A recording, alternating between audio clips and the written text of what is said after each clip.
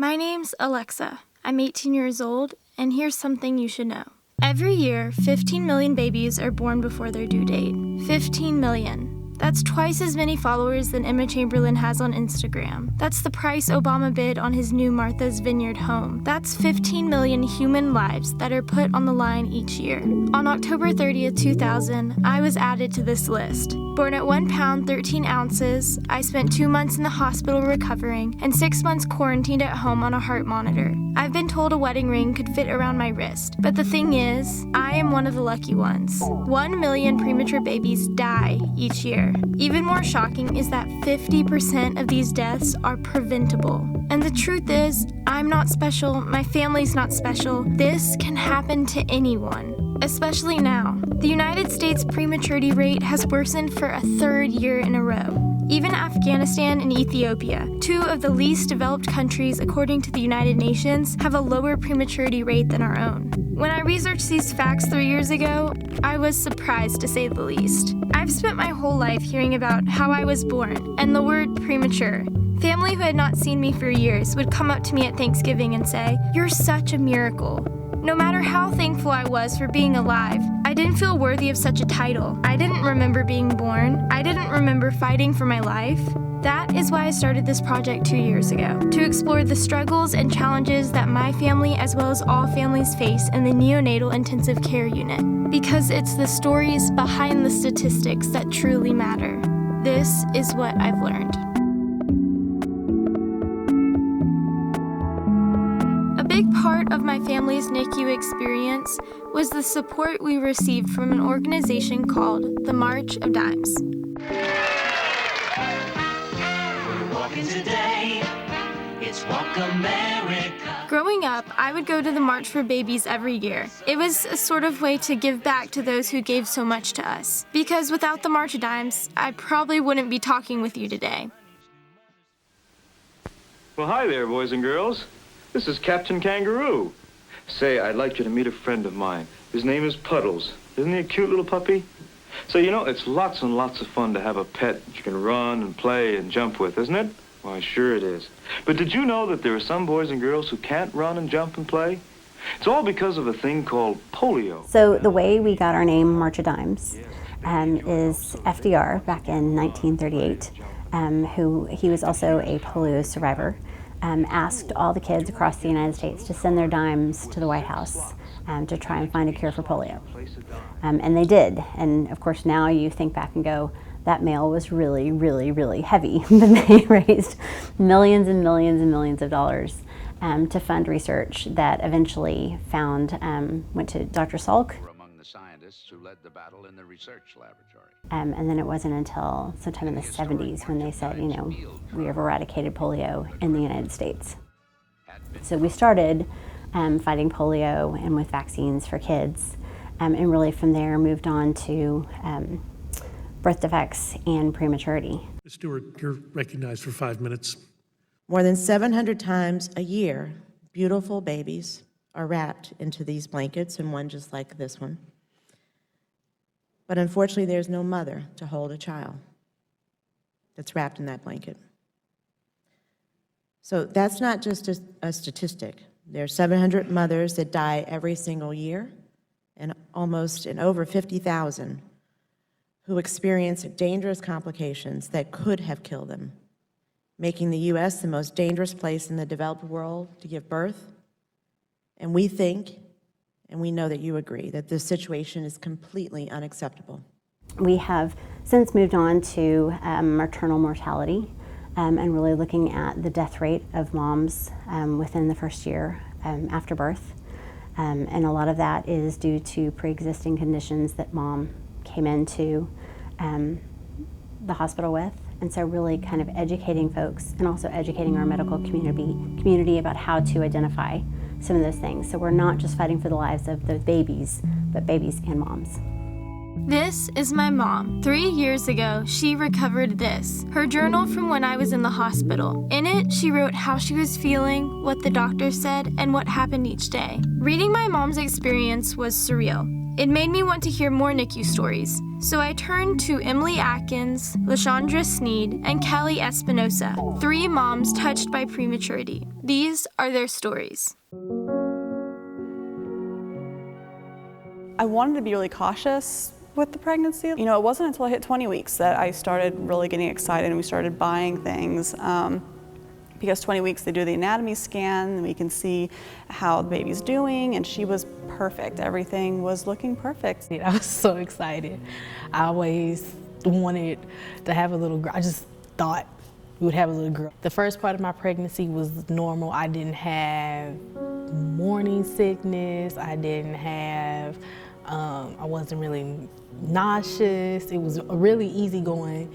Like when I'd seen the image, I thought she hadn't cleared the screen yet from the previous person. But then she was like, congratulations on your twins. And I was like, that's not funny. And she looked at me and she said, I'm not joking. I would never joke about that. And then I just started crying because I wasn't expecting it. And all of a sudden, like all the fears you have with one, all of a sudden that just got magnified. On December 22nd, around 3 a.m., I started having cramps and I was like, ugh, nothing. You know, I told myself I'm just gonna call the doctor when they open at 8 o'clock in the morning. And I called, I was able to get in at like at 9:30. I started having a contraction right there and it was just like hey, look, I'm cramping and it's kind of hard. Do you see that? On my anniversary, May 16th, that night or early that morning, I began to have contractions. And at that point I was 5 months pregnant, like 23 weeks, so I knew I wasn't supposed to be definitely having contractions. So I had to be rushed to the hospital because I was going into labor in essence. I had plans to go to dinner with a girlfriend. I felt a little weird over there, but I didn't think too much of it. Ate Taco Bell, and that's the last time I've eaten Taco Bell. And the next morning around 5 or so, I woke up and had to go to the bathroom, and there was a little bit of spotting, which had never happened. We get to the hospital, and I start having some stomach upset, which I just attribute to being stressed. They were telling me baby's coming. My OB came in and she said, we need to airlift you to another hospital. We don't have a NICU that's prepared for a baby this little. The new nurse came in, she said, hey, did they check your cervix? And I said, no. And she's like, okay, well, do you mind if I do? And I'm like, no, go ahead. Like, whatever you need to do, just make this stop. And we were graded by 3 doctors. And those 3 doctors were going off all at once, saying all the bad things that could happen. They said, okay, if your baby is born right now, you're never gonna probably have kids again because of her positioning. If your baby is born, we cannot do any life-saving procedures because she's before 23 weeks. We can't save her. So I'm going through contractions, I'm freaking out, I'm in pain. The doctor told me the worst news ever. And my mom's trying to tell me to breathe through the labor and I wanted to throw something at her. I have a condition called incompetent cervix. So it's really a condition where like your cervix doesn't really work. It weakens with the pressure of the baby instead of staying closed until the baby is like, okay, it's time to come out now. She was coming feet first. I told my husband I need to go to the bathroom. And he was like, well, you're kind of hooked up to a lot of stuff. And I said, ask her if you can unhook me so I can go to the bathroom. And when he came back from talking to the nurse, he looked a lot different than when he had gone out. And he just looked at me and he said, she said, I don't care if you crap yourself in the bed, you're not to get up. And I was like, oh, there's something really wrong. Luckily, they were able to stop labor. They put me in Trendelenburg. So this is like normal bed. Trendelenburg's where your head's down, legs up. So that is try to keep everything in, and that was my state for 5 days. I spent Hanukkah and Christmas there. On Christmas Day, I developed pneumonia.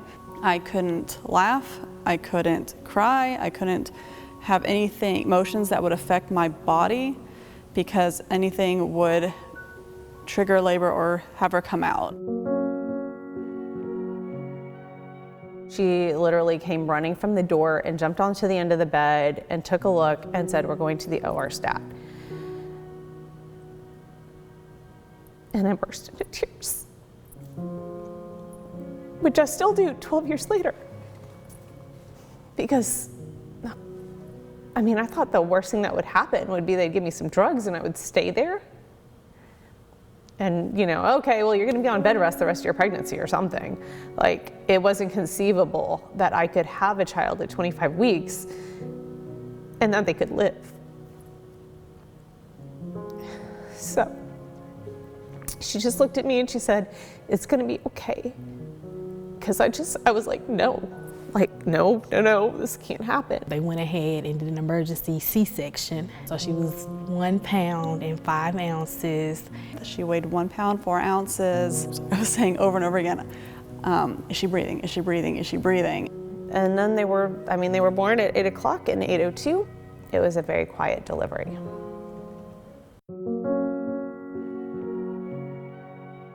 It's a weird feeling because you're excited that they're doing these life-saving measures, but you're wondering like, okay, what's gonna happen? They just gave me like, I don't know, 30 seconds or whatever to like put my hand in the incubator and like just do one of those numbers, putting my hand on them, and they were gone. Her stats were falling, and they had the incubator lit up, and they were doing compressions, and like Andy and I were just like holding each other, like he was in front of me, just holding me like this, and we're just staring. It's like, it was just like holding each other for some like literal support, because I don't know if we were able to stand. They were able to get her heartbeat coming back, but it was because of the epinephrine and all the medications to bring her back. Medication could start wearing off and things could start falling. And around 4 o'clock, that happened. They said, you know, she's fading. We're like, okay, we just want to hold her. And we watched her pass away. I got to hold her before she passed away. She lived for a month. It was just too much for her little body to handle, so. We lost Gavin at 16 days, went and made his arrangements at the funeral home, and then we went back to the NICU because there was nothing we could do for Gavin at that point. We needed to be there for Mason. He was still here. We needed to let's focus. We went to the synagogue down the street. That's the rabbi is the one who married us, and he's a very, very sweet guy. And we just broke down. We're like, this is what happened. We don't know what to do. Like, you know, we're in our 20s, like, you know, we don't know how to plan a funeral or anything like that. This is Dr. Charles Hankins, aka the real Santa Claus. He was my own NICU doctor 18 years ago. Last June, I traveled to San Antonio, where he is now the president and chief medical officer of the Children's Hospital of San Antonio. Having not seen him since I was 3 years old, it was a crazy experience. We reconnected and discussed the past, present, and future of prematurity. There's a story I like to tell about a child named Angel. This was a learning event for me because, you know, we as doctors felt like we had the answers. And Angel was really sick, and her parents were really dedicated. Our plan was to use 3 doses of that medicine to close the ductus. It wasn't working, and the baby was getting sicker and sick. Kidneys were shutting down, lungs weren't, nothing was going well. And the nurses were looking at me and basically saying, what are we doing? You know, we take the approach that our first job is to first do no harm, you know. So I can do things to try to make some babies' hearts beat a little longer and things, but am I doing harm? And we have to go home and look in the mirror and ask ourselves, did we do good today or did we do harm today? And we called the family in and, you know, had a very heart-to-heart conversation. And the family, very mature response was, we hear you and we're okay, but now this is a spiritual question you're asking us, not a medical question. And we said, you're correct. And they said, well, we need our spiritual doctor here, our pastor. Well, they paged him and they couldn't get him. They said, he didn't answer. We basically said, we'll just wait till the morning. I mean, you know, we've gone, we won't change anything. We'll continue to do just what we're doing. And we'll reconvene in the morning when you get a hold of him, we can get back and we can have the same conversation. and got up and went in the next morning, and the baby had started peeing. The oxygen had come down. They called and said they had their pastor. We had a totally different story to tell them.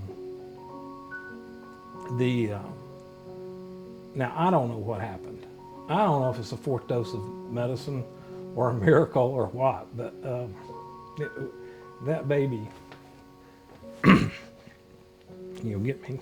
So we did this reunion every year, and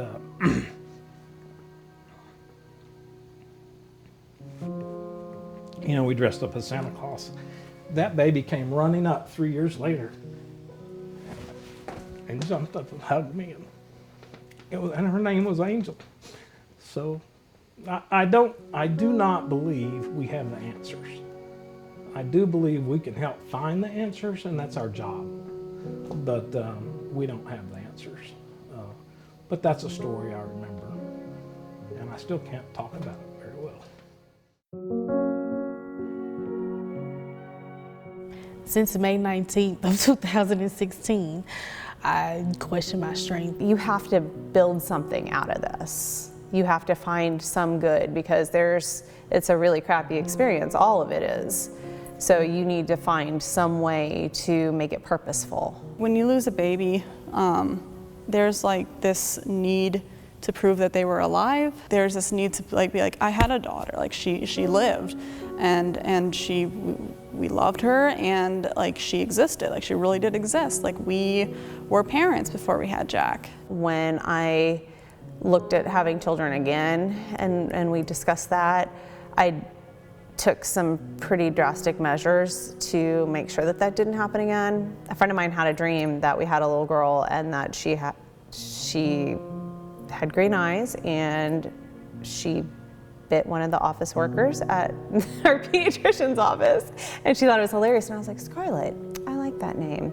In losing Kenley Grace, I felt like it was painful, but there was purpose in that pain.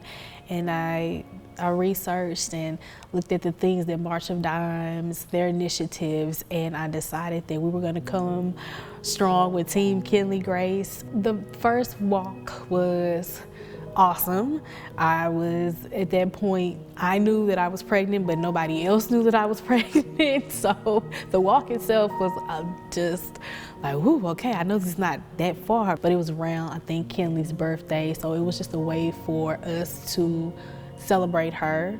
If I could be the last story like this, that would be fine with me. It really turned over the apple cart for my life. I mean, I had to stop working when Mason was born because he couldn't be in daycare or anything. Financially, it's had an enormous impact on us because all of those things cost a lot of money, as well as tutoring and whatnot, because he's just got some learning quirks. It's really made us, I think, given us a lot of perspective and made us much more empathetic. We saw that they were having March of Babies the same weekend as Naomi's due date. I want Jack to know he had a sister, and there are ways that we're keeping her alive in his life. And we think doing a 5K with families, he's a NICU graduate technically, and it'd be a great way for him to remember his sister too, and to kind of give back to a great organization. It's difficult sometimes to be strong, but I know where she is, and I know I'll see her again someday, so I live with that.